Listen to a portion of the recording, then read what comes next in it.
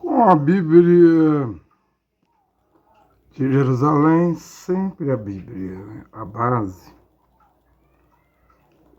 para as minhas pregações. A mensagem do irmão Branham também é base para o que eu prego. Você vê que muitas vezes nas pregações eu vou citando. William Branham disse isso, William Branham diz aquilo, William Branham diz aquilo outro. As pessoas me escrevem e dizem: você já foi expulso do Cacu, largou o Cacu, larga o William Branham também? Eu não posso. O William Branham é um profeta de Deus, né? Embora eu não estou aqui pregando a mensagem, repetindo a mensagem de William Branham. Eu estou aqui para trazer o evangelho de Paulo, a sã doutrina de Paulo de volta. Mas o William Branham é minha base, mas minha base também, a grande base, é a Bíblia, né? Retornarmos à Bíblia. E eu quero pregar nesta hora como base Mateus 23, versículo 1, e Yehoshua não é Jesus. Eu sei, aqui está escrito Jesus, mas eu não sou obrigado a ir segundo o tradutor. Deus me deu entendimento. E estou esperando também que Deus dê entendimento aos seus filhos. E Ele dará, né, às suas filhas. Não temos que ir segundo o tradutor. Os escritores não erraram. O autor da Bíblia é Roa HaKodesh, o Espírito de Deus está vivo. Então eu não vou segundo o tradutor. Como agorinha mesmo eu respondi uma pergunta aí no YouTube, né?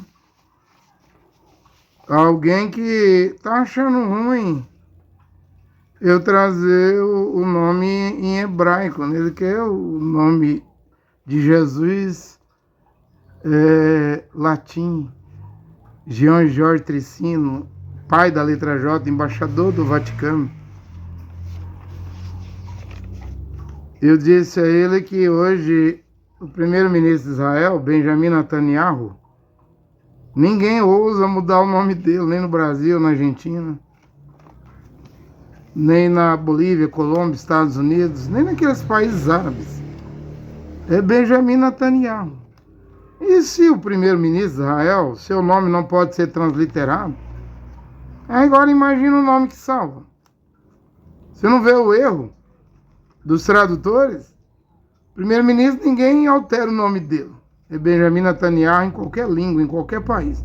Chinês, japonês, coreano, árabe, português, espanhol. Agora você quer me fazer acreditar que o nome que salva pode ser transliterado? Isso é um absurdo.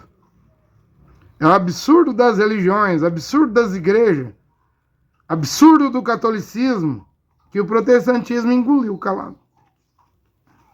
Os pentecostais engoliram calado, os deuteropentecostais engoliram calado, os neopentecostais engoliram calado a marca da besta, não?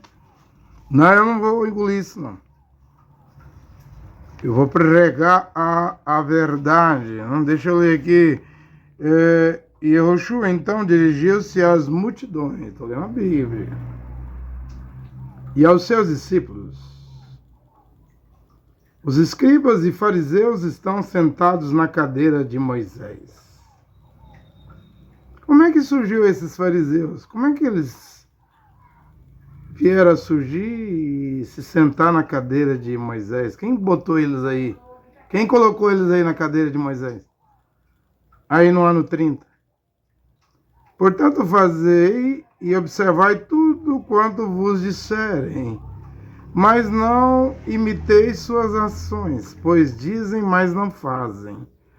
Armaram fardos pesados e os põem sobre os ombros dos homens, mas eles mesmos nem com um dedo se dispõem a movê-los. Praticam as suas ações com o fim de serem vistos pelos homens. Com efeito, usam largos filactérios e longas franjas. Gostam do lugar de honra nos banquetes, dos primeiros assentos nas sinagogas. de receber as saudações nas praças públicas e de que os homens os chamem de Rabi. Agora é Rabi hoje, né? Ravi, né? Rabino. Já viu como que o judaísmo cresceu? Está aqui à tona. Está no centro das atenções. Até o presidente da Argentina está a praticar judaísmo, se emocionou tanto. Javier Milei, diante do Muro das Lamentações, chorou, comoveu Israel, mexeu com o mundo. Tudo que o judaísmo, os rabinos, mais querem mexer com o mundo. Quanto a vós, não permitais que vos chameis de Rabi, pois um só é o vosso mestre, e todos vós sois irmãos. A ninguém na terra chameis pai. Se eu falei alguma vez que eu era pai, ou seria pai de alguma coisa, peço perdão, né? Corrijo, eu não sou pai de nada. A ninguém na terra chameis pai, pois só tendes o Pai Celeste. Nem permitais que vos chamem guias, pois um só é o vosso guia, o Mashiach. Antes, o maior dentre vós será aquele que vos serve. Aquele que se exalta será humilhado, e aquele que se humilha será exaltado. Bem, eu li a Bíblia, palavra de Deus, sei que tem errinhos, não de doutrinas. Não vejo eu em doutrina da Bíblia. É só questão de nomes, gente. Só questão dos nomes próprios de pessoas que não podem ser transliterados, mudados. E precisa voltar urgentemente, emergentemente, rapidamente ao original, a ser pronunciado corretamente. Isso não é nada demais. Ser chamado pelo nome que a pessoa tem desde antes do nascimento, erro não. Malesh, hebraico, Malesh é anjo. Malesh Gabriel, eu tenho que ver até como é que é o nome Gabriel no hebraico. Né? O Malesh diz, o anjo diz, põe o nome de erro não. Nós falamos João, tá errado. Se você aprendeu que o 6 é 6, mas te ensinaram que o 4 é 8 a vida toda, e você descobre que 8 é 8, duas bolinhas, né? E o 4 escreve dessa maneira, diferente das duas bolinhas, eu preciso ser humilde e dizer, não é a mim, ensinar errado. Eu preciso desaprender o errado e aprender o que é certo. Isso é humildade. Você não quer ser humilde? Mas você quer mudar o nome de todo mundo pro hebraico. Aprendemos errado, gente. Os professores de escola dominical ensinam errado. Professor de faculdade de teologia, se você fez, te ensinou errado. Os tradutores, eu não estou falando do escritor, os apóstolos, os profetas, e nem do autor. HaKodesh, o Espírito de Deus. Aí não houve erro, mas é os tradutores. O que tem? Qual o problema em corrigir agora? Não queremos ir ao céu, ao paraíso. Não queremos ser salvos, pois Deus pede essa grandeza, né, que é ser humilde. Desaprender o errado e aprender agora corretamente. Eu não vejo nenhum problema. A menos que você seja exaltado, orgulhoso, arrogante, prepotente, religioso, católico, protestante, pentecostal, deuteropentecostal, neopentecostal, as portas dos céus, do paraíso, do milênio, do rapto, das bodas do cordeiro, vão se fechar a você se você não mostrar humildade. Quero tratar todas as pessoas bem. Agora mesmo eu escrevi no Facebook do arcanjo Solito, né? Que acha que é mensageiro. Que disse que o anjo do Senhor, que estava com William Branham, revelou os parágrafos da mensagem que ele tem para pregar nesta hora. Ele disse, o arcanjo, ele disse que é arcanjo, então eu vou chamar ele de arcanjo, embora eu não creia que ele seja arcanjo nenhum. O arcanjo Não confia em anjo, não, arcanjo. E mais, você está pregando um parágrafo aí, o 299 do sétimo selo, que o William Branham cortou e disse que não era para sair nas fitas. Você está pregando aí esse parágrafo. Claro que vai tentar reivindicar a si mesmo, né? Do 261 ao 373 do sétimo selo são 112 referências. O William Branham cortou no hotel junto com Fred Sotman e James Maguri e disse que mandou destruir, que não saia na fita, na mensagem. Não quero que saia. E por que você está pregando, arcanjo? E se você é arcanjo, então você é chefe de anjos. Então não confie em anjos. Se você é arcanjo, você é superior aos anjos, né? Que eu saiba, superior aos anjos é o Mashiach, lá em Hebreus 4, né? Yehová, Yud-Rei, Vav-Rei, o Pai Celeste, deu um nome ao Filho, que é um nome superior aos anjos. Todos os anjos devem adorar o Filho. Todos os seres celestes, Filipenses 2,10, seres terrestres e os que estão sob a terra, todo joelho, toda língua deve confessar que Yeshua é o Senhor, para a glória de Deus Pai, de Jeová, o Pai, o Criador. Onde está a humildade? Para voltar ao Evangelho de Paulo. Não me chame de arrogante. Eu sei, eu prego duro, eu sou duro mesmo. Eu entendo a minha missão. Minha missão é fechar. Você não vai abrir casamento e divórcio para ninguém. Eu não vou abrir para ninguém. O Mashiach fechou. Disse Marcos 10, 11, 12. Se você divorciar da sua mulher e casar com outra, comete adultério contra a primeira. E se a mulher divorciar do marido, comete adultério contra o marido. Porque Romanos 7, versículo 2 e 3 diz que enquanto o marido viver, se a mulher for viver com outro homem, tendo marido vivo, será chamada de adúltera. Pode ser bispa, pastora, maior dizimista, ofertante da igreja. És uma adúltera! E os adúlteros e adúlteras não entrarão no céu, no paraíso, no reino de Deus. 1 Coríntios 6, versículo 9 e 10. Estou citando Bíblia. Não sei o que vai acordar a sua consciência. Eu vou falar como é que surgiu os fariseus. Ah, sim, vou. Não sei quem vai acordar a sua consciência.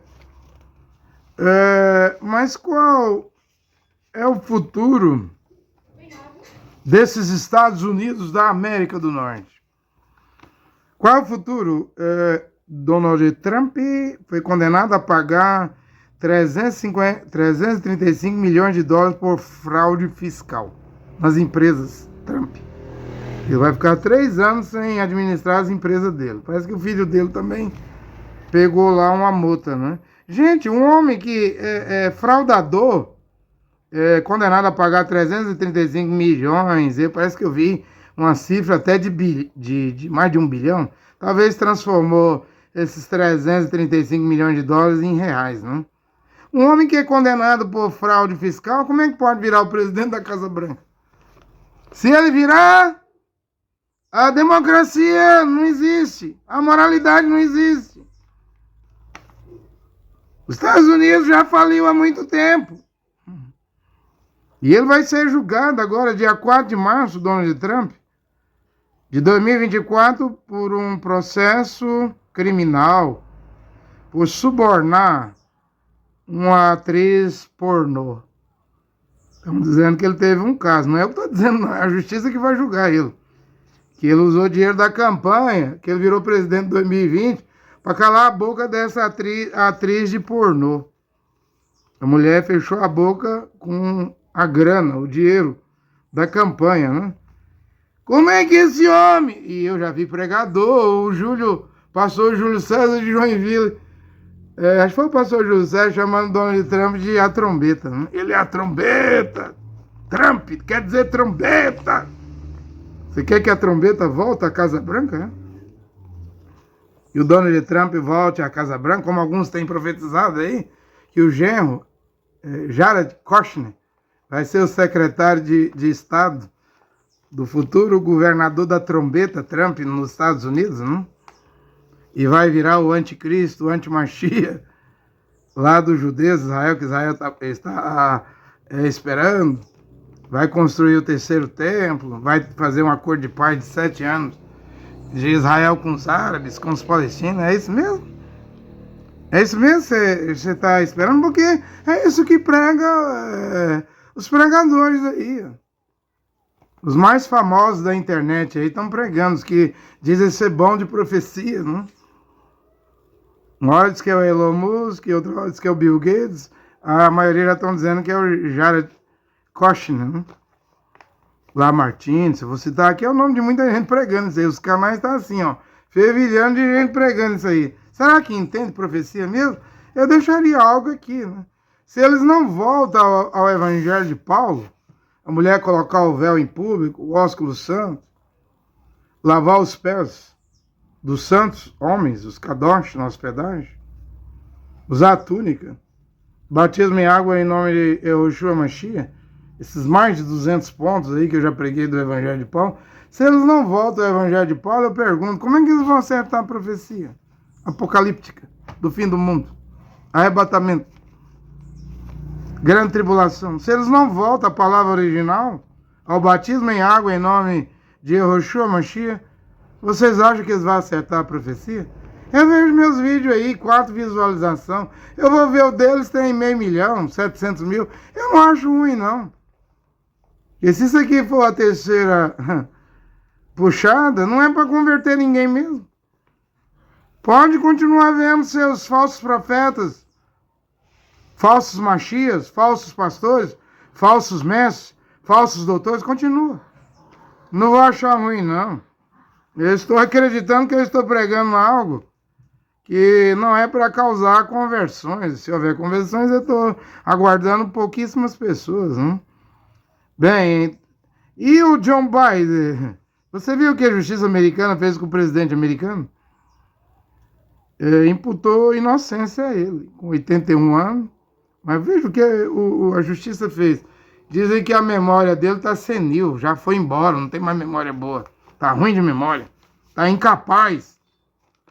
Incapaz de governar a América, incapaz de ser presidente por reeleição. A justiça fez um vexame. Inocentou John Biden por ter documentos secretos do governo impostos em sua casa. A mesma coisa que o Donald Trump também tem, acho que em quase 90 processos. Ele vai responder por isso, mas o Trump não vai ser imputado inocência. O Donald Trump tá bom de memória. Tá bom de memória, bom de consciência. Tá tão bom de consciência que ele diz para a OTAN, vocês não pagar do PIB de vocês por segurança na OTAN, eu vou incentivar o Vladimir Putin a invadir vossos países. Deixou os países europeus alarmados, em desespero. Já o Biden, a justiça americana aprontou um com ele. Quando imputou inocência, disse que ele não pode ser julgado, está dizendo que ele é incapaz de governar a América e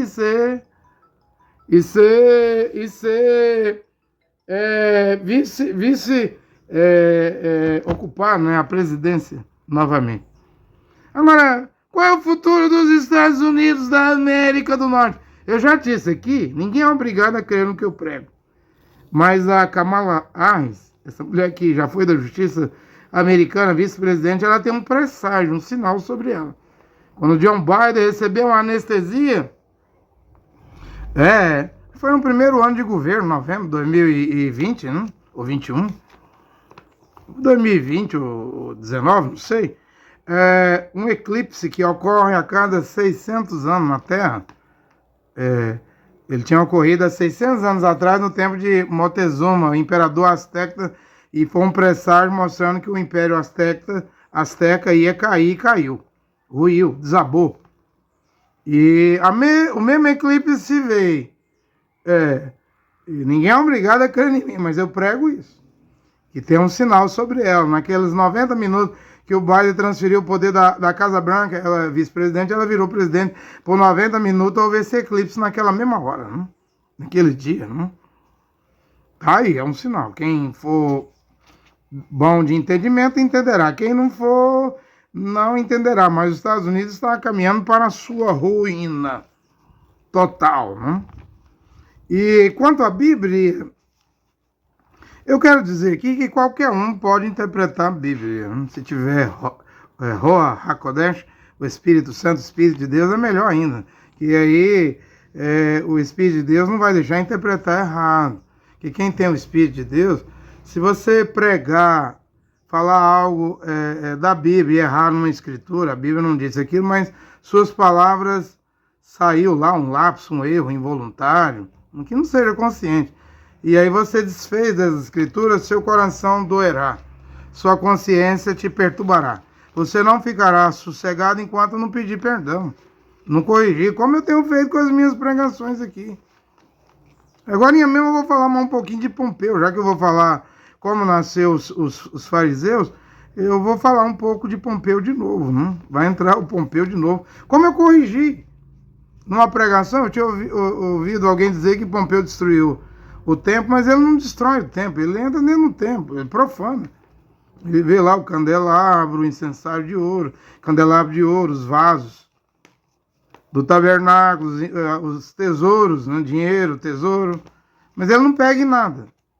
Mas só de ter entrado no Santo dos Santos, ele profana aquilo. Ele estava caçando ali uma estátua do Deus dos judeus, dos hebreus, dos israelenses, para levar para o panteão, porque Roma tinha um panteão.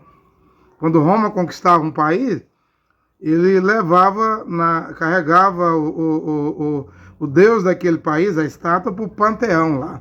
Não tem paternocenter, né? Tinha um panteão. Mas o Pompeu não vai levar o panteão, ele vai levar o Aristóbulo, que eu vou explicar mais um pouquinho sobre ele, para Roma, né? Devido à guerra civil que houve nos dias de Pompeu lá em Jerusalém. Agora eu entro nisso, ele leva o Aristóbulo, mas não leva nenhum deus, nenhuma estátua, nenhuma imagem, nenhuma escultura, só a casa, cheia de escultura. Não, mas eu sou protestante, eu tenho uns bonequinhos do Homem de Ferro, do Thor, do Homem-Aranha, do Super-Homem. Idolatria! Não farás imagem de nada no céu, na terra, é debaixo das águas. Só Deus zeloso. Jeová é Deus zeloso, o Criador. Você não está muito diferente dos católicos com essas imagens. Tem crente que tem a imagem de Buda, como tem católico que tem a imagem de Buda.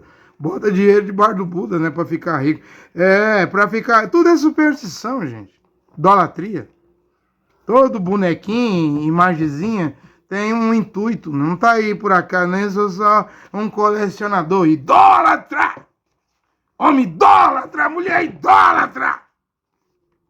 Não tem medo de ter imagem! Seus idólatras! Agora, vamos lá. Eu disse que qualquer um pode interpretar as escrituras, desde que permita as escrituras dizer o que ela quer dizer. Aí você estará fazendo uma boa interpretação. Por exemplo, quando eu prego aí em 1 Timóteo 5,10, que Paulo diz que na hospedagem a mulher deve ser hospitaleira, claro, a mulher casada, né? E não é correto uma viúva sozinha hospedar irmãos, homens, em sua casa. Não está certo. Eu defendo que se tiver uma querrilão, uma queneciã, congregação em casa, não creio em congregação em templos, mas é na casa lá do presbítero, do episcopo, né? Eu defendo que na saudação os irmãos não devem nem pegar na mão de irmã nenhuma. Porque o William Branham diz, fique longe das mulheres. É como o ósculo, o beijo santo, é mulher com mulher e homem com homem. Nada de homem beijar mulher e mulher beijar homem. Temos glândulas sexuais. Às vezes um aperto de mão já agita as glândulas todinhas, os genes todinhos. Sou a favor do ósculo. Deve voltar o beijo santo. Romanos 16:16. Saudais uns aos outros com ósculo santo. Isso é doutrina de Paulo. Se Paulo disse isso, eu não questiono. E também não vou fazer interpretação errada. Não vou dar meu parecer. Eu quero que isso volte. Simplesmente eu quero que isso volte. Mas tem essa ordem aqui. Conduta, ordem, doutrina. que eu quero estabelecer, como, por exemplo, distância total, sem aproximação de homens com mulheres, né? Na rua, se houver uma congregação, tiver culto, eu quero distância, né? Então, qualquer um pode interpretar, se tiver Roa HaKodesh, o Espírito de Deus, é melhor, né? Porque se você tem o Espírito de Deus, se você prega errado, evangeliza, disse algo errado, seu coração dói. Como o coração de Davi doeu quando ele cortou a ola do rei Saul. Agora, se você passa por cima da Bíblia, pisa na Bíblia, torce a Bíblia, e seu coração não dói, sua consciência não te cobra, então você não tem Roa HaKodesh. Você não tem o Espírito de Deus. Você é um vacilante e ignorante, incrédula. Você está perdido, homem e mulher. Porque a palavra de Deus é a palavra de Deus. O Mashiach e o Mashiach, ele é essa Bíblia todinha. O William Branham já ensinava que a Bíblia é Deus expressado em letras. E eu creio nisso, né? Deve haver reverência, respeito pela Bíblia. Não é dito que o imperador romano Tito, no ano 70, Vespasiano Tito, pegou o pergaminho da lei, abriu, deitou uma prostituta e fez sexo com a prostituta dentro do lugar sagrado, do lugar santo, o templo, em cima de um pergaminho da lei de Moisés? Que profanação, que sacrilégio, que pecado gravíssimo. Depois, no navio, ele puxa a espada e grita com o Criador. O Criador ouve tudo, né? Desafiando o Criador para vir batalhar contra ele, né? Um homem mortal, Tito, querendo lutar contra o Criador do universo, do cosmos. O único Criador. Esse negócio de criadores que Hollywood faz, e 70 Elohim, 72 Elohim, que vai descer no cavode, em naves, e vai intervir quando estiver pertinho de bombas atômicas e cair na Terra, que vão descer lá em Israel no terceiro tempo, e que tem gente aí, tem os israelitas, Rael, um francês que morou nos Estados Unidos, está no Japão hoje, pegou aí esse negócio de 70 Elohim, criou aí uma doutrina mentiroso que só. Tem gente que prega aí os criadores, né? Eu creio só num criador. Como Paulo falou lá em Atos 17. Um só criador, né? Para mim ele é Jeová. Embora os defensores que Jeová é só de Israel. Tem o da China, do Brasil, do Japão. Tem Elohim espalhado aí à torta e à direita. Eu não creio nisso. Inclusive Elohim, Adonai, foram os judeus de Tiberíades, Herodíades, que vocalizou o tetragrama, Yud Rei Vav, YH, WH, que não tem vogais, para esconder o nome do Eterno para as nações não levantar o nome, invocar o nome do Eterno em vão. Porém, hoje o nome do Eterno está aqui, Jeová, e o seu filho Yehoshua tem Yud Rei Vav, que era o nome de Oséias lá. Você fala Josué, mas o J não tem no hebraico arcaico e nem no hebraico moderno. É Yehoshua mesmo, o sexto livro da Bíblia. Bereshit, Gênesis primeiro, Êxodo, Levítico, Número, Deuteronômio e Yehoshua, não é Josué. E agora você sabe que o nome de Jesus é católico. Que a letra J, o pai dela é o embaixador Tricino, Jean Jorge Tricino, que estava trabalhando para o Papa Leão X em 1515, a partir de 1515. Ele viu Lutero lá, ele estava na Alemanha, o Tricino. Em 1524, a reforma foi em 1517, as 95 teses de Lutero. Em 1524, ele já cria a letra J. É o pai do J, é católico. O nome Jesus é católico, é a marca da besta. E quem é o pai de Yud Rei Vav? Yehoshua. E o Malach Gabriel disse à Virgem Maria. A Zacarias, ele diz, põe o nome de Eroná, que se chama João. A Maria disse Yehoshua. Quem é o pai? Roa HaKodesh. Atos 20 e 28. Diz que ele comprou a Kenessian. Eu falo igreja, eu falo Kenessian, com o sangue do seu filho. Não é José o pai de Yehoshua Mashiach. O óvulo já foi colocado, diz William Branham, no útero de Maria fecundado. Foi sem sexo. Ele nem chama Maria de mãe. Embora ele diz na cruz para Ieronã João, que você fala João, Ieronã cuidar da Maria. Né? Mas ele não chama de mãe, chama de mulher. Mas a Bíblia diz que ela é mãe dele. E por que ele não chama de mãe? Porque ele é Deus, gente. Deus não tem mãe. João primeiro, no princípio era o verbo, a palavra, o verbo estava com Deus, a palavra, o verbo era Deus. João 1,12, estava no mundo foi criado por ele. Na verdade, o filho ali, Yeshua, Mashiach, ele era o criador de Maria, de José. Ele era o criador do casal. O casal, Maria, via Yeshua como seu criador. Ela até disse: fazei tudo o que ele vos disser. Lá em Caná da Galileia, né? Por quê? Porque ela via ele como criador. Via como criador. É mãe dele, é porque ele nasceu de mulher. Porém, ele não chama ela de mãe porque ele é Deus. Ele é Deus. Por causa do nascimento, embora o óvulo não era dela e nem o genes era de José o carpinteiro. Mas ele nasceu, a passagem. Ele nasce de mulher. Aí, nesse caso, ela é mãe. Ele é amamentado por ela. Nesse caso, ela é mãe, mas ele é Deus. Lembra que o óvulo não era dela. E o genes não era de José e não houve sensação de sexo. E ela era virgem. E ele foi o único, o virgem, Roa, HaKodesh, do Espírito de Deus. O filho Yehoshua é o único a nascer de uma virgem.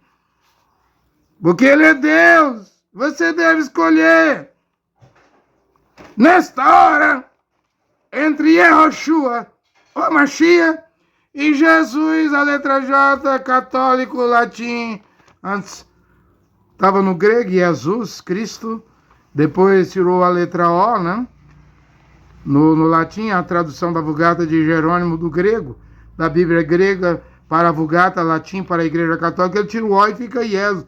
Aí Tricino vem, tira o I e bota J, aí fica Jesus. Aí tá todo mundo marcado com a marca da besta. E agora você tem que escolher.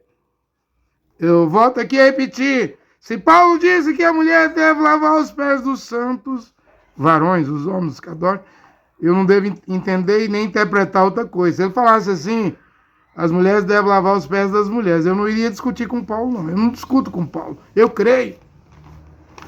Se o anjo, Gálatas 1,8, ou se alguém pregar algo diferente do evangelho de Paulo, considere essa pregação, revelação, mensagem maldita. Vai lhe mandar ao inferno, ao lago de fogo. Creia no evangelho de Paulo, sem questionar. É a palavra de Deus. Quer dizer o que quer dizer. Outro Bramita me disse que eu estou louco. Que eu deveria voltar às fitas de William Branham. Mas eu já não fiquei. De 95 a 2012, fui pastor, pregando a mensagem de William Branham, quase 14 anos. 2 anos e meio como evangelista lá, pregando a mensagem de William Branham no Rio Grande do Norte. Não tá bom ter ficado quase 17 anos, de 95 a 2012, lendo mensagem de William Branham de dia e de noite? Pregando a mensagem de William Branham, ainda quer que eu vou voltar para trás? Você acha que eu sou um caranguejo? Para voltar para trás? Não, eu tenho 2 olhos. Quando vis essas coisas acontecerem, levantai vossos olhos para o alto, para cima, vossa redenção se aproxima. Eu não sou um porco, eu não sou um cachorro, eu não sou um caranguejo, porco para ir para a lama. Não estou dizendo que as vidas do Mombrana é lama, mas os ismos, tabernáculos são lama. Cão para voltar ao vômito. Os tabernáculos, essa divisão aí, ela é vômito. Vê Belo Horizonte, vê Curitiba, vê Belém do Pará, vê aqui em Goiânia. Tem cidade que tem 30 tabernáculos. Tá vendo que as fitas de William Branham não resolve? Você tá mandando eu voltar para as fitas? Quanto que o Mombrana mandou ir para frente? Vai vir uma nova mensagem? algo que nunca foi pregado, ninguém ouviu, algo novo, um novo dia. Vai vir aí, tá vindo aí na frente, vai vir alguém, uma pessoa estranha que vai continuar a mensagem. Não dá para crer nisso, não, vai vir. Eu não estou dizendo que sou eu, estou aguardando. Enquanto esse profeta não vem, eu vou pregando. Mas o Mambrana disse, super sinal, na Califórnia, né? Ele disse, virá um profeta que vai pregar a palavra original. Você fala de mim porque eu prego contra o corte de cabelo e contra as organizações religiosas, você me acha duro? Espere esse profeta que vai pregar a palavra original entrar em cena. Espere você ter contato com ele, você vai ver o que é duro. Eu não estou dizendo que eu sou esse profeta, não. Mas você escreveu um mensageiro, mas até o correio até um contínuo office boy mensageiro, por que eu não poderia ser? Por que eu não poderia ser um mensageiro pregando a Bíblia? Eu não estou dizendo que eu sou algo, não, eu não sou nada. Também não quero ser nada. Só gostaria de pregar a verdade, já que eu estou a estudar a Bíblia há 35 anos. Um homem fica 4 anos, 5 anos, 4 anos no seminário para virar bacharel em teologia. Aumenta mais 5, 6, vira doutor em divindade. Aumenta mais 6, 7 anos, vira PhD. Eu não tenho faculdade. Nem se me oferecesse eu iria. De teologia. Mas eu tenho 35 anos de estudo da Bíblia. Se você acha que seu diploma de teologia vai superar os meus 35 anos de sendo estudioso da Bíblia, é um problema seu, não é meu não. Mas eu tenho a liberdade de pregar, de dizer a verdade aqui nesta hora. Voltar a mensagem Mambrana, aos tabernáculos, ouvir fita, não resolve as coisas. Tem cidade que tem mais de 30 tabernáculos. Um pastor bramita não fala com outro pastor, não vai nem no funeral se morrer. E também não vai parar de pregar porque o salário dele é os dízimos. Ele não quer trabalhar, eu pelo menos estou cortando cabelo na minha barbearia. Eu não recebo dízimo. Eu estou pregando desde 2022, 23, agora em 24. Eu não tenho um convertido. Um convertido. Eu não sei ainda quem vai crer. Mas estou contente. Porque estou pregando como deve dizer, sem interpretação minha. A Bíblia quer dizer o que ela quer dizer. E eu não estou louco. Eu estou à procura da verdade. Eu achei a verdade é a Bíblia. É a palavra de Deus. Então, voltar às fitas do Mambrana, ele me aconselhou, eu digo a ele que não vai resolver as coisas não. Aí ele disse assim, mas você deve seguir o filho José Brano. O filho José Brano? Se tem um filho que eu quero seguir, não é o filho José Brano. Se tem um pai que eu quero seguir, não é o William Brano. Eu quero seguir o pai Jeová. O Criador, esse eu quero. Lembra-te do teu Criador nos dias da tua juventude. Eu estou nisso desde a adolescência. Desde 1988, com 15 anos. Eu estou atrás do Criador, tentando encontrar o Criador. Posso dizer que alguém sobrenatural tocou nos meus ombros, né? Em 2021, né? Quando eu tinha vendido um terreno que eu queria fazer uma igreja aqui em Goiânia, pro Cacu Felipe aqui, eu vendi esse terreno por 50 mil reais e dei tudo pros cacuístas. Ainda fui humilhado, né? Levando de presente uma máquina riso pro Rio Grande do Norte, lá pro cacuísmo, Rio Grande do Norte, Aracaju, Sergipe. Dei uma em São Paulo, fiquei com uma, né? 3 máquinas, essas máquinas são caríssimas. Ainda enviei 20 mil reais desses 50 mil, que eu tava morando num biombinho aqui, num barraquinho de 2 cômodos, aperto, pregando a mensagem do Cacu aqui em Goiânia, tinha direito de ter um aluguel de uma casa. Mas tava lá em 2018, 2019, 2020, 2021, um negócio apertado. E pegando o dinheiro que eu deveria pagar um aluguel, pagando terreno aqui. O Deltamar virou apóstolo, o líder do Cacu no Brasil, mandou eu vender. Ele disse, não, vamos construir um templo, porque está perto aqui do Metrobus, né, o maior ônibus aqui, o Sofonão de Goiânia, né?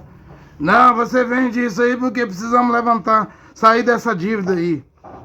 Eu vendi e ainda enviei 20 mil para ele comprar um export. Hoje eu sei que ele tá de pajeiro, né? Ele foi lá na porta da minha casa na porta da minha casa lá, como se não tivesse acontecido nada. E eu disse para ele, ó, você vai ficar sozinho. Eu lhe vi sozinho em um auditório, seu terno brilhava, mas não tinha ninguém. Eu lhe vi sozinho, por causa das suas mentiras. Por causa das suas mentiras você vai ficar sozinho. Isso que é a porta do tamanho. Ainda falei para ele, você sabe que você não tem condição de ser nada, né? Porque Paulo disse que um presbítero tem que ser marido de uma só mulher. Um homem divorciado, sendo a porta do Cacu. Cacu não leva nada a sério, não, gente. Cacu não leva as escrituras a sério, não. Quando eu levei o 7º selo pro Cacu, mostrando que o William Branham cortou do 261 ao 373, que ele tava com a casa em cima da areia movediça, que não tem esse negócio. Não tem nas fitas de William Branham para ter cortado. Ele eliminou negócio de tenda. Profeta maior do que o William Branham, depois dele. Cortou tudo. Língua desconhecida. Cacu fez foi me expulsar, mandou eu sair da mensagem dele. E eu fiquei com o que o William Branham fez no hotel. Na segunda-feira, no domingo, ele pregou o 7º selo. A maior de todas as mensagens de William Branham. E Deus mandou o William Branham cortar. Sua maior pregação, das 1.206 mensagens, a maior é o 7º selo. E foi lá e mandou passar a tesoura, cortar. Pregou 20 minutos no hotel e adicionou a fita. E o irmão Branham é verdadeiro fazendo isso? Claro que é. Natan não fez o mesmo? Não mandou Davi construir o tabernáculo lá, o templo? Depois Deus de noite, Jeová foi e disse, vai, diga ao meu servo Davi que ele não é digno de construir. Tá com a mão cheia de sangue. Até de gente inocente. Urias, o marido de Betseba. Diga que eu amo ele muito, mas ele não vai construir, não. E até Natan voltou atrás, o irmão Branham voltou atrás. Qualquer um que serve a Deus, está caminhando com o Criador. Se o Criador mandar voltar, deve voltar. Deve voltar.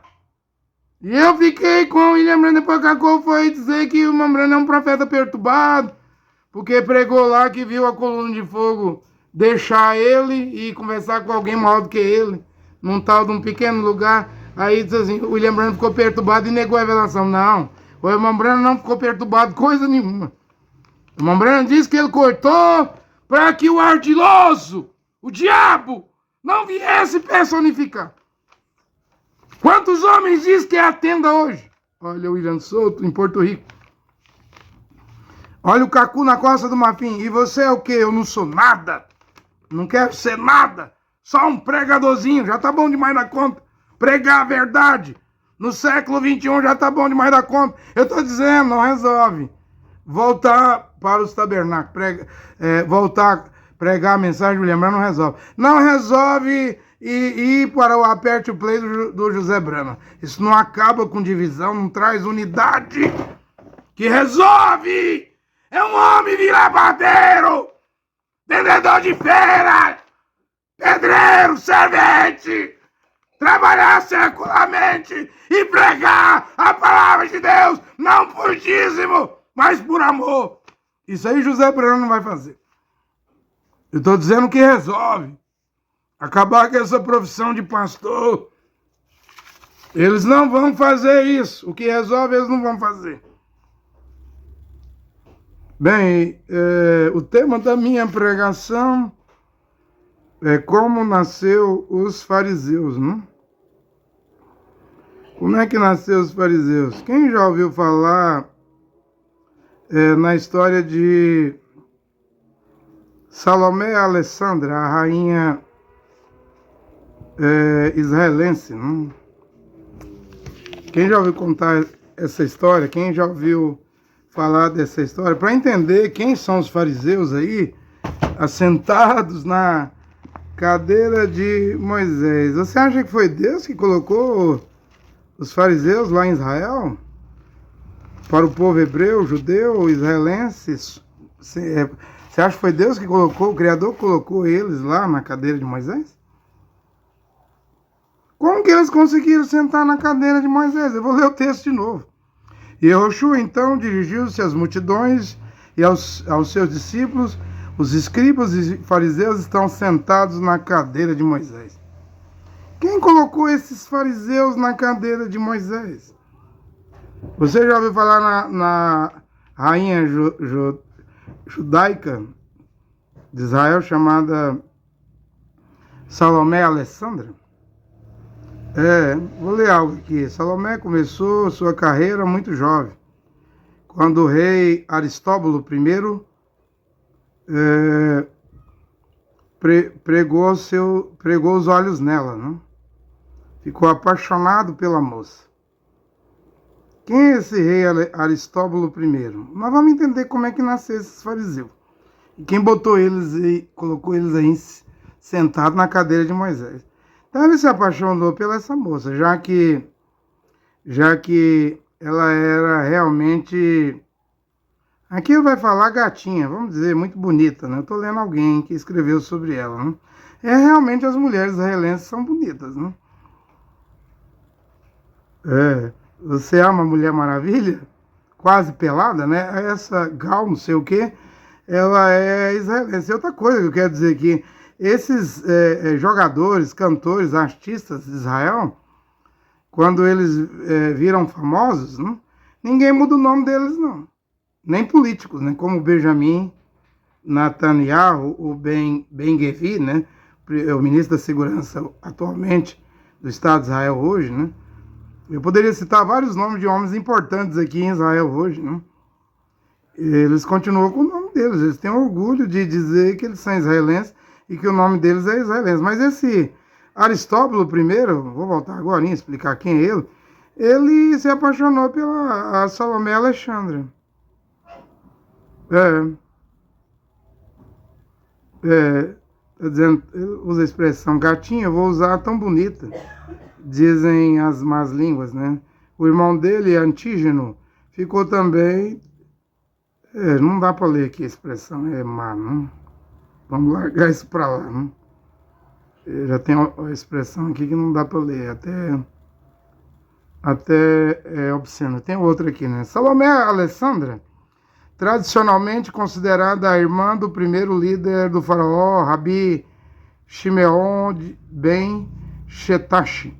Seu marido, Juda Aristóbulo I, era o mais velho dos 5 filhos do governante Asmoneu. Então teve um período Asmoneu, ela era uma rainha asmoneia, né? João e Canô. E ele foi o primeiro dos príncipes asmoneus a se autodenominar rei. E Cano pretendia que os pais fossem governador por sua esposa após sua morte. Então Aristóbulo recebeu originalmente o título de sumo sacerdote. E vamos ver aqui que quem virava sumo sacerdote lá no tempo dessa rainha virava o rei de Israel. Não satisfeito com isso, Aristóbulo prendeu sua mãe, aonde ela morreu e assumiu o controle do trono. Após um breve reinado de apenas 1 ano, ele ficou gravemente doente e morreu no ano 103. Aqui eles falam antes de Cristo, mas o melhor é 103 antes do Mashiach, né? Porque Cristo é grego, né? Os judeus não esperavam um Deus grego, um Messias grego, um Mashiach grego. O Mashiach é hebreu, de Judá, descendente de Davi, tal como é Yehoshua. Aristóbulo tinha sido particularmente hostil aos fariseus, que se opuseram ao que consideravam a corrupção asmoneu do sacerdócio resultante da fusão dos poderes reais e sacerdotal. Nesse tempo aqui, o sumo sacerdote virava rei. Era um tempo que os macabeus tinham lutado contra os gregos, né? Antíoco Epifânio IV, e eles conseguiram estabelecer um reino na Judéia, né? Roma já estava chegando. Mas até aqui era um reino judeu, judaico, da Judéia, dos hebreus, né? E Salomé Alessandra, no entanto, não compartilhava da atitude religiosa do seu marido. Nós vamos ver aqui que já havia essa política lá, no tempo dessa rainha, 2 partidos políticos, né? Que nasceu ali depois dos Macabeus, um partido chamado fariseu, quem são eles? E um partido político religioso chamado Saduceus. Então, vez ou outra, um rei virava para o lado dos fariseus, outro virava para o lado dos saduceus. Aí, nessa política, né, vinha guerras. Né? Pouco depois da morte de Aristóbulo, com a ajuda de outros membros da família, ela libertou seu irmão mais velho, Alexandre Janaeus da prisão e se casou com ele. A rainha vai casar com dois irmãos que viram reis em Israel. Mas mais tarde ela vai reinar sozinha, né? Alexandre Janaeus da prisão e se casou com ele. O casamento foi considerado, de acordo com a lei judaica, por Aristóbulo, que a deixou sem filho. Esse Janeu aqui, essa rainha com esse rei Janeu, nesse segundo casamento, ela vai ter dois filhos que vai causar uma guerra civil em Israel. No tempo do general Pompeu. Porque quando a mãe morre, a Salomé Alexandre, quando ela morre, ela queria que o filho mais novo virasse rei. Mas para virar rei no tempo dela, tinha que virar o sumo sacerdote do templo de Israel. Ela queria que virasse rei, né? Mas o rei Alexandre Janeu, que é o segundo casamento, e o primeiro era irmão do Alexandre Janeu. Estava preso, ela conseguiu liberar, casou com ele, ela continuou como rainha e ele rei, mas quando ele morre, ele vai escolher o filho mais velho, Icano II, para assumir o trono de Israel, virar rei em Israel. Aí já havia lá os fariseus e os saduceus. O Icano vira rei porque os fariseus, esse partido político religioso, apoiou a indicação do Janeu lá. Apoiou Icano II como rei. Só que quando ele vira rei, e aí tinha que virar sumo sacerdote, os fariseus estavam de acordo. O Aristóbulo aqui, o mais novo, predileto da rainha, rebela contra o irmão, aí vai começar uma guerra civil. E o Aristóbulo tem o apoio dos saduceus. Aristóbulo II, que não herdou o trono do seu pai, rei Alexandre Janeu, marido de Salomé Alessandra, não aceitou perder o trono, queria virar rei de Israel, assumir o trono, mesmo sendo o filho mais novo, era o predileto da sua mãe, e ele tem o apoio dessa seita religiosa chamada Saduceu, e aí vai começar uma guerra civil em Israel. Igual essa que quer começar aí no Texas. Nos Estados Unidos, que está ameaçando ter guerra civil. Não sei se vai ter, mas há uma ameaça de guerra civil, né? Sempre tem um motivo, né? O que o Aristóbulo, com o apoio da seita dos saduceus, fez?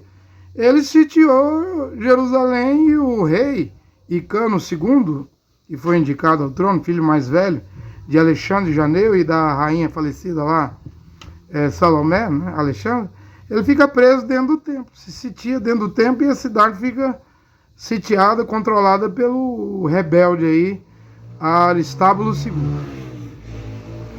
Mas o Icano, que é o rei, porque o pai indicou ele, vai receber o apoio de Antípatro, governador da Idumeia. Esse governador da Idumeia vai conseguir o apoio de Aretas, rei dos árabes. E esse rei dos árabes, Aretas e o Antípatro, governador da Idumeia, vai ajudar o Icano preso no templo, sitiado no templo, com um exército de 50.000 homens. Veja o tamanho da guerra civil. E aí está misturado de um lado os saduceus com Aristóbulo II, que não é rei, e do outro lado os fariseus apoiando o rei Icano II. Aí vai começar a guerra civil. Com esses 50.000 homens, Icano II, o que de fato era rei, através da indicação do seu pai, conseguiu derrubar a resistência de Aristóbulo II, ou seja, do lado dos saduceus. Quer dizer, nesse caso aqui, os fariseus apoiando Icano, começou a ganhar dos saduceus do lado de Aristóbulo. Só que aí vai vir um problema aí. O Império Romano está chegando! Roma está chegando! A cabeça de ouro que Daniel viu no sonho e interpretou era a Babilônia. Os peitos de prata e os braços de prata eram os mesmos pés. A barriga de bronze, as coxas de bronze era a Grécia, Alexandre o Grande. Mas os pés, as pernas da imagem eram de ferro. Roma, e Roma estava chegando. Pompeu, Seleucius Pompeu, estava bem pertinho da Judéia. Já tinha conquistado a Espanha. Quem conhece a história do Pompeu sabe que no triunvirato, Júlio César, Crasso e Pompeu, os três grandes generais, no triunvirato romano, Júlio César namorando com Cleópatra, rainha do Egito, o Crasso teve que enfrentar Espartaco, a rebelião dos gladiadores. Esse Pompeu vai lá depois e massacra, pega 5.000 soldados de Espartaco. Pompeu não era brincadeira, não. Esse Pompeu, me parece que ele estava ali com 120.000 homens ali, nas beiras do mar Mediterrâneo, lutando contra pirata, fazendo o Império Romano avançar. E é nesse tempo dessa guerra civil entre dois irmãos, Aristábulo, que não é rei, segundo, e Icano II, que é o rei, uma guerra civil que chegou a ter, Icano, segundo rei de Israel, chegou a ter 50.000 soldados, com Aretas, rei dos árabes, apoiando, com Antípatro, rei da Idumeia, apoiando.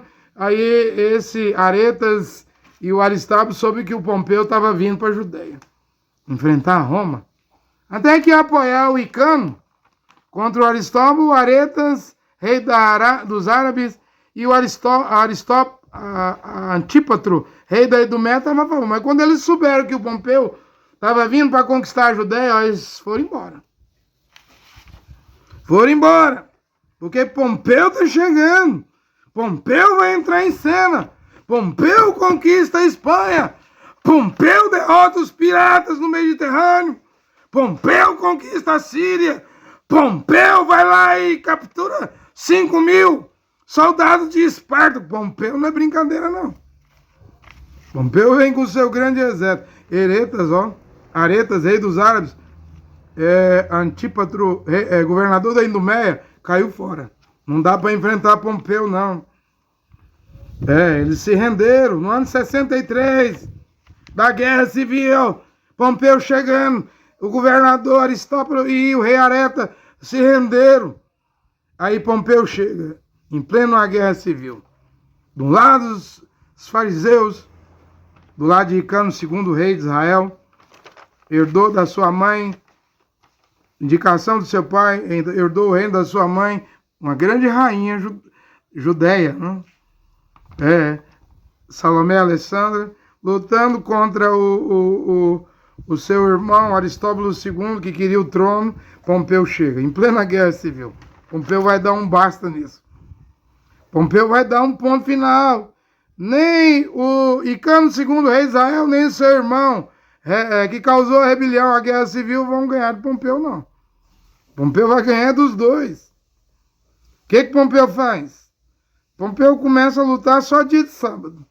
Porque dia de sábado, judeu guarda o sábado, os hebreus, helenos, e a guerra tem que ser na defensiva, não? Não viu Hamas? Matou 1.200 israelitas num sábado, 7 de outubro, né? No deserto de Negev, aqui, vizinha fronteira de Gaza, como há 50 anos atrás, a guerra do Yom Kippur também foi no sábado. Por que os inimigos de Israel gostam de invadir Israel no sábado? O próprio Mashiach disse que quando Jerusalém fosse cercado de exército, Lucas 21, orai para que a vossa fuga não seja no sábado, nem no inverno. Quando vi Jerusalém cercado de exército, ai das graves e das queimamentos. Isso aí foi no ano 70, eu já expliquei, fuja para os montes. Eu disse que isso não é para hoje, não. Hoje o Putin quer colocar a bomba atômica no espaço, na atmosfera. Lá era espada, dava para fugir. Mas numa explosão nuclear, como Pedro e Malaquias diz, que não vai sobrar nem raiz nem ramo na terra. Como Pedro diz, os céus vão pegar fogo, a terra e as obras que nela vai ser queimadas, não tem para onde fugir, não. Pode Mark Zuckerberg, Elon Musk, Bill Gates, pode os milionários fazerem banques subterrâneos apocalípticos, mas a guerra é atômica! Terceiro ar é atômico! Eu tô aqui aqui no meu barraquinho. Mas se eu conseguisse, pela graça do Pai Jeová, o Filho Yehoshua, eu conseguisse ser fiel, eu vou no rápido, eu estou livre. Não preciso me preocupar com um banco e abrigo subterrâneo. Eu não tenho dinheiro nem para fazer uma casa boa.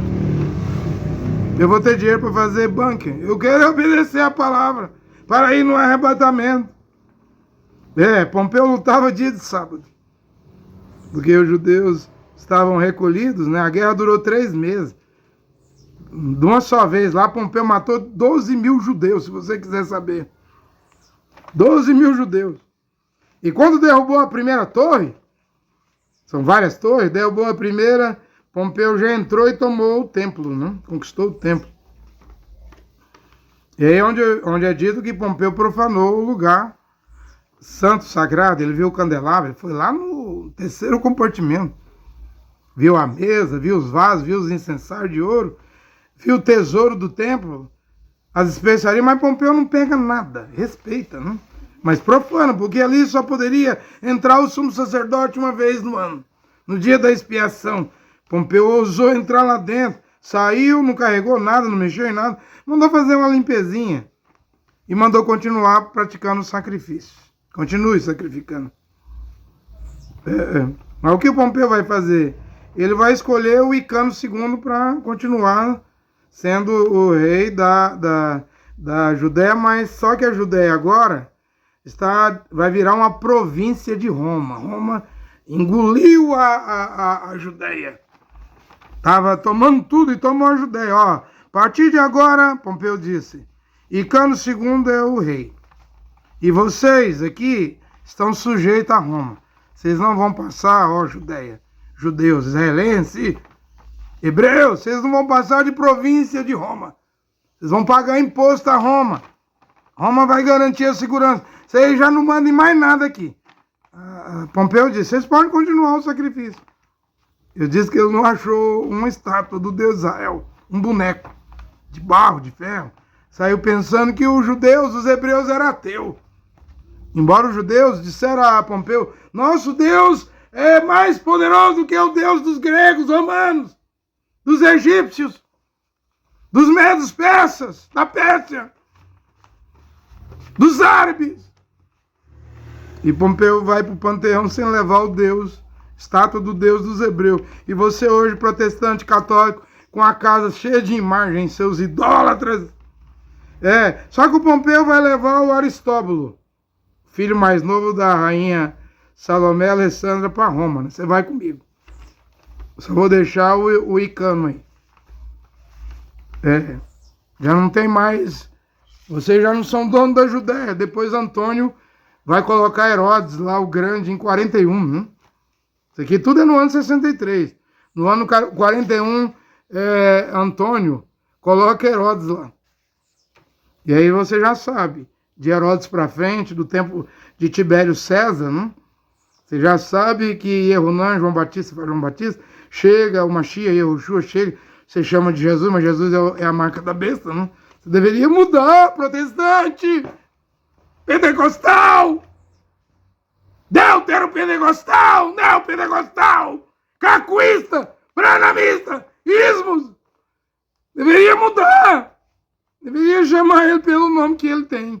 Yehoshua Mashiach, Yehoshua. Mas aí eu volto para terminar aqui na conquista de Alexandre o Grande.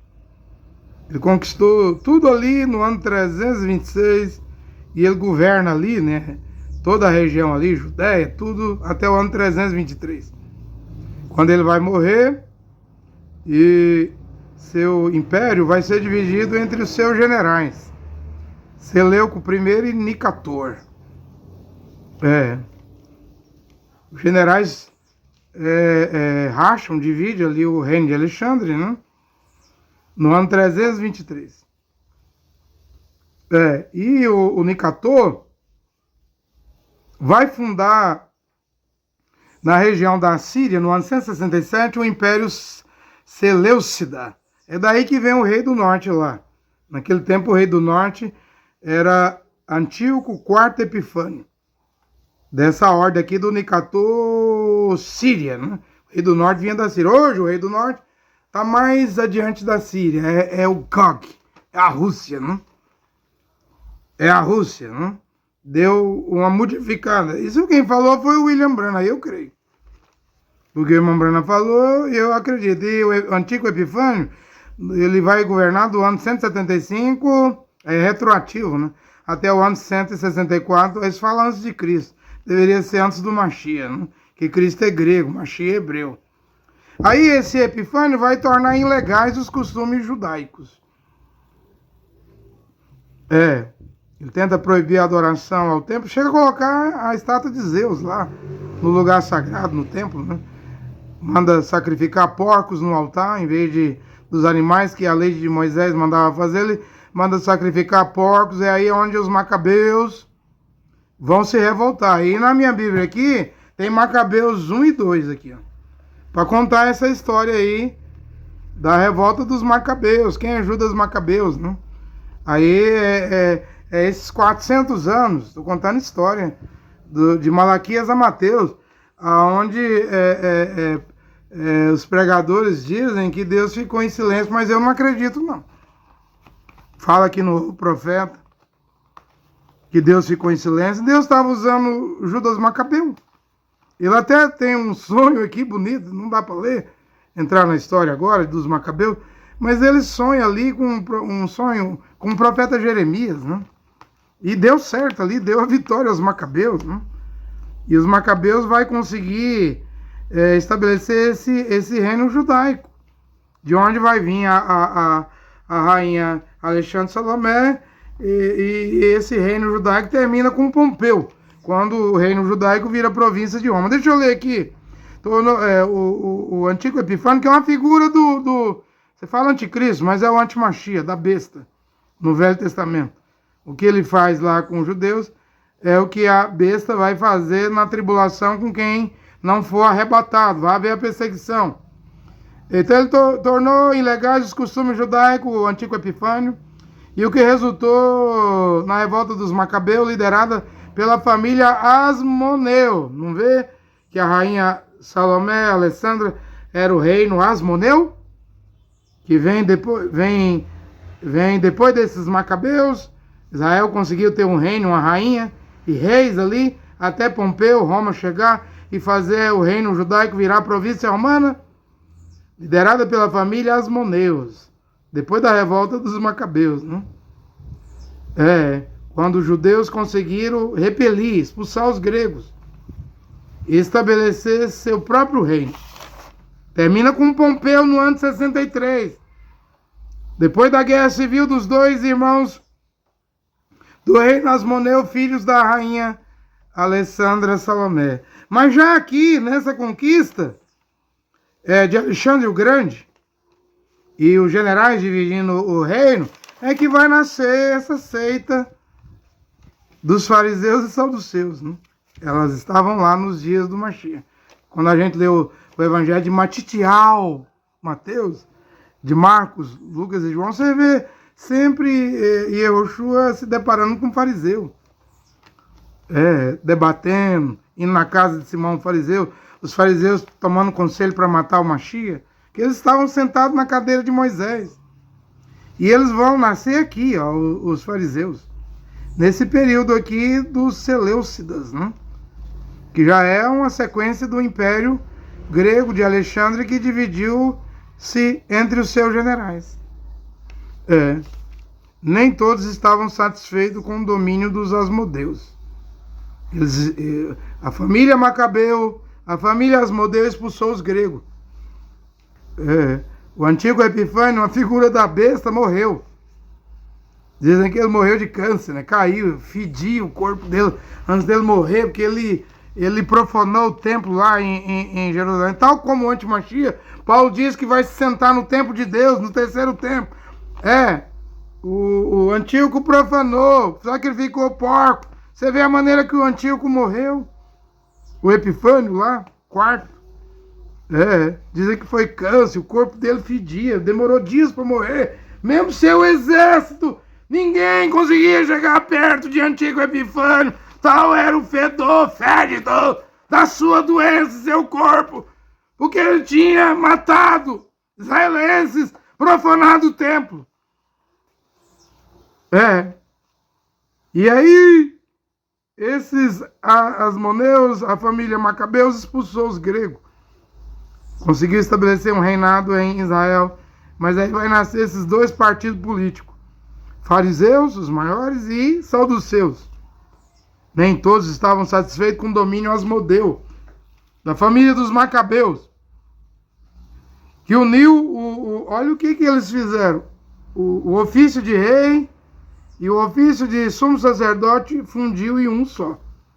O rei tinha que ser sumo sacerdote, no templo de Jerusalém. Embora a ordem que o reinado de Israel quem deveria ocupar era um descendente de Davi. O reinado de Israel devia ser ocupado por um descendente de Davi, da tribo de Judá. Eles não estavam observando esse critério. Durante esse período, o sumo sacerdote devia vir da descendência de Zadok, o último sumo sacerdote do reinado de Salomão. E os asmoneus não eram capazes de reivindicar nenhuma dessas linhagens. Mas entrou, virou rei, virou sumo sacerdote. Estava funcionando, mas não estava funcionando de acordo com a lei de Moisés, a Torá. Tinha que ser de Judá, o rei, e o sacerdote tinha que vir da descendência de Zadok. Eles não podiam provar, os asmoneus aí, de Icano II, Janeus, da rainha Salomé Alexandre, eles não poderiam provar isso, mas entrando. Aí o sectarismo judaico, a religião judaica vai virar um sectarismo. Aí vai nascer esses grupos. Grupo dos fariseus, grupo dos saduceus. E aí cada um tem uma maneira de interpretar a Torá, né? Todos os dois grupos, fariseus, saduceus, acreditam na Torá, nos livros de Moisés, o Pentateuco, né, os 5 livros, e nos livros dos profetas. Agora a questão era como que eles iam conviver sob a cultura grega, né?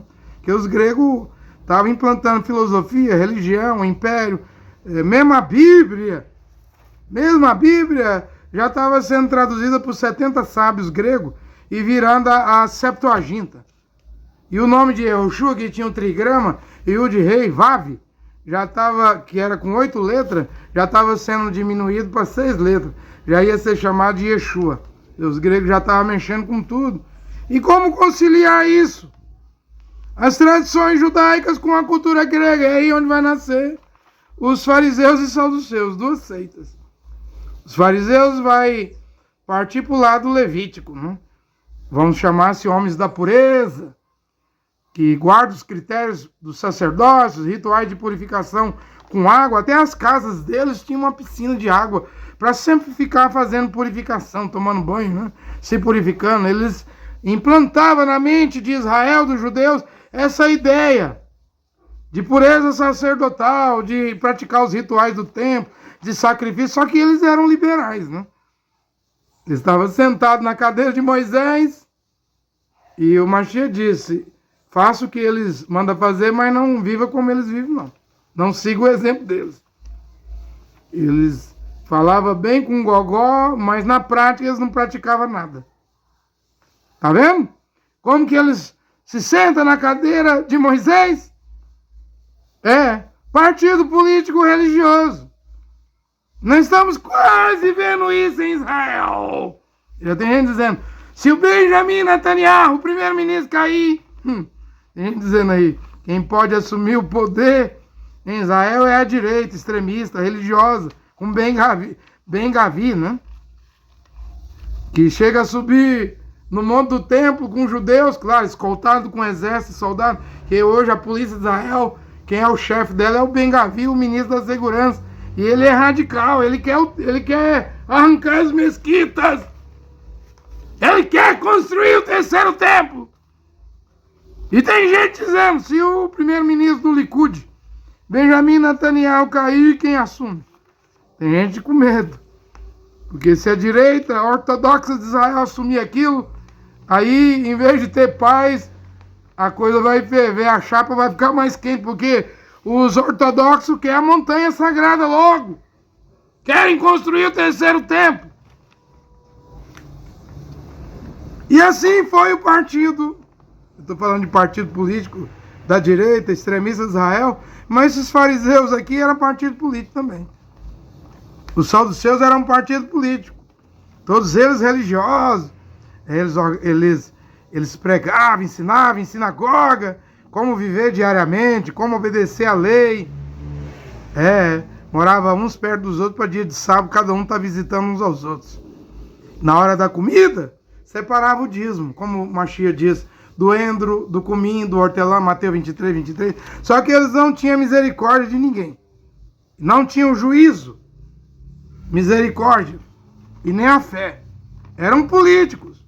O próprio Machia disse, eu anotei aqui, acho que é Mateus 15, 3. Vocês invalidam a palavra de Deus, ai de vós, fariseus. Partido político, vocês estão sentados na cadeira de Moisés, mas não foi Deus que colocou vocês aí, não. É uma política. Vocês invalidam a palavra de Deus com vossas tradições, porque no dia de sábado, se o boi caísse dentro de um buraco, os fariseus, intérpretes da Torá, diziam, pode ir lá arrancar ele. E, no entanto, o Machia estava arrancando, os discípulos arrancando espiga, o Machia curando no sábado, e eles queriam matar o Machia. E vocês arrancam o boi de dentro do buraco, né? E eu não posso curar no sábado. Eu que sou o Senhor do sábado. Eu que criei o sábado. Não posso curar no sábado. Partido político dos fariseus. Vocês invalidam, Mateus 15, 3. Vocês invalidam a palavra de Deus com as vossas tradições. Porque eles criaram lá um negócio de Torá oral. Isso está até hoje aqui, que esses rabinos. Você vai ver o Rabino Ventura, Rabino não sei o quê. Ouça aí os rabinos. Eles vão dizer, não, você não pode ler a Bíblia, a Torá, e interpretar por você mesmo. Precisamos dos sábios. Precisamos do Talmud. 63 livros tem um Talmud. Precisamos da Zorá.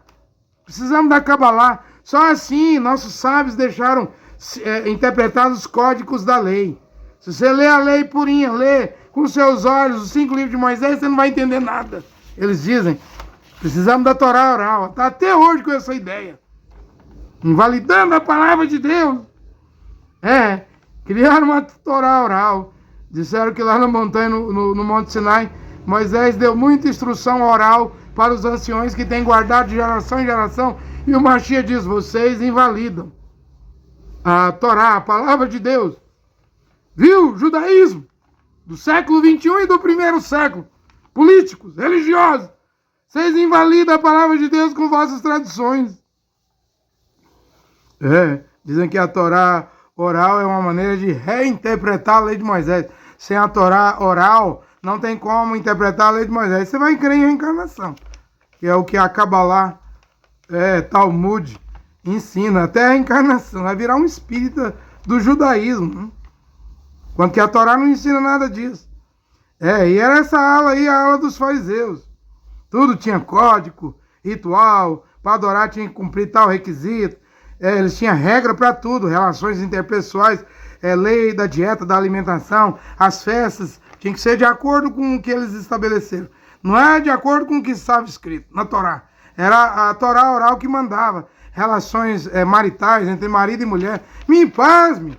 Eu fui ver alguém perguntar a um rabino, e sexo oral, um rabino. Aí ele veio dizer, não sei se foi Talmud ou qual livro lá, das Torás que ele usa, mas não a Torá de Moisés. Se a esposa autorizar, pode fazer. Isso é um pecado! É um pecado! E já está dentro do catolicismo, protestantismo, pentecostais, brahmitas. Também está dentro do judaísmo. Isso é um pecado. Eles facilitam as coisas. Pode fazer sexo com uma prostituta? Pode. Desde que você não se vista com a roupa ortodoxa, você pode ir lá longe fazer, não há problema nenhum. Pecado!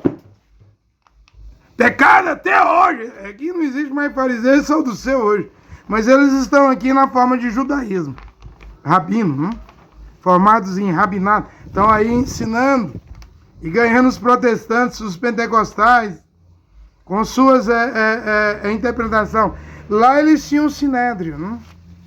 onde desde o tempo da rainha Salomé Alexandre era o Sinédrio que resolvia os problemas da justiça, o conselho, né?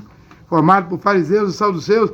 Eles não levaram o Mashiach, o Yoshua para lá, não julgaram, Mashiach e o Yoshua não acorrentaram, não espancaram, não cuspiram, não deram pontapé, não julgaram ele com pena de morte. Eles estão vivos hoje. Esses fariseus e saduceus, eles querem a montanha sagrada, eles querem fazer um terceiro templo, querem fazer um Sinedri de novo. Eles querem isso, eles estão aí. Eu não estou esperando outro Mashiach. O verdadeiro Mashiach é o que morreu na cruz, ressuscitou o terceiro dia, depois dos 3 anos e meio de tribulação, não é 7 anos, que vai ser a tribulação, 3 anos e meio de paz, 3 anos e meio de tribulação, isso é o maior engano. 3 anos e meio de tribulação, Mashiach e Yoshua vai pisar no Monte das Oliveiras. O que foi crucificado, o monte vai rachar no meio, vão perguntar, que feridas é essa no teu peito? Eu acredito que ele tem as feridas na mão também, nos pés. Ele vai dizer, foi a ferida que eu fui ferido na casa dos meus amigos lá. Mas não há problema, foi para salvar as nações. Atos 15, Deus está tirando dos gentios um povo para o seu nome. Você acha que é Jesus? Vai, prega Jesus, louva Jesus. Seja batizado no nome de Jesus se você está com a marca da besta, gente. Eu respondi para um bramita aí, ele disse, quem está vindo, que ele me perguntou, porque eles fazem pergunta, o povo do tabernáculo, da mensagem de Mombrana, querendo lacrar a gente. E você não crê que Mombrana é o precursor da primeira vinda de Cristo? Você não crê? Ele veio me perguntar, mensageiro André Luiz. Eu respondi para ele, eu acredito que quem está vindo é Yehoshua Mashiach, não é Jesus. Sei que Mombrana pregou Jesus, sei que Martim Lutero pregou o Pai, Filho e Espírito Santo, mas hoje eu prego Yehoshua Mashiach. Eu creio no Mombrana, mas vocês não vão me pegar não, bramitas. Vocês não vão me lacrar não. A verdade está fluindo, está saindo. A palavra de Deus está aqui. Eu não sou profeta. Eu aguardo um profeta. Enquanto ele não vem, eu vou pregando. Está aí, explicadinho, como que nasceu os fariseus. E esses saduceus, esses partidos políticos, e esse espírito dos fariseus, saduceus, está vivo aqui hoje. Olha, que Deus, o Pai, Jeová, e seu Filho Yehoshua abençoe essa pregação nesta hora. Amém.